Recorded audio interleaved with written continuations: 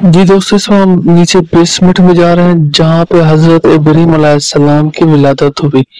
اصل میں یہ جو مقام ہے، یہ مقام ہے حضرت ابراہیم علیہ السلام کی والدہ کا، جو اسی جگہ پر جو ہے نا بی پی رہتی تھی۔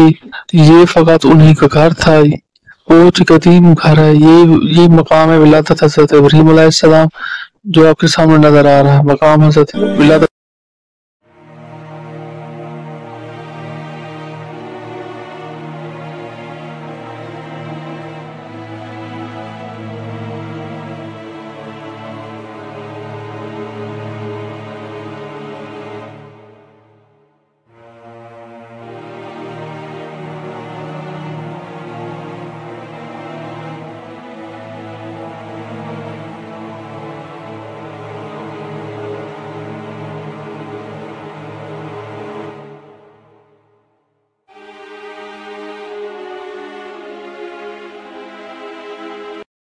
علیہ السلام کو آگ میں ڈالا گیا۔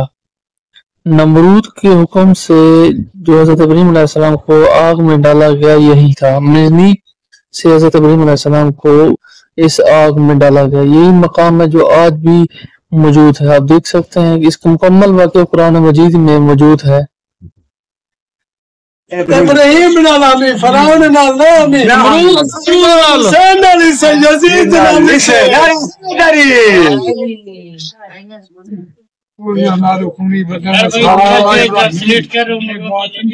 یہ آواز یہ چیخا نمرود ہے۔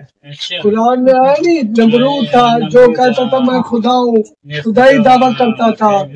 اس نے ادھر آگ جمع کی، کتنے اس کو کہتے ہیں چیخا نمرود۔ قرآن میں اس کا ذکر ہے۔ یہ پتہ نہیں کتنے میلوں تک آگ جلتی رہی۔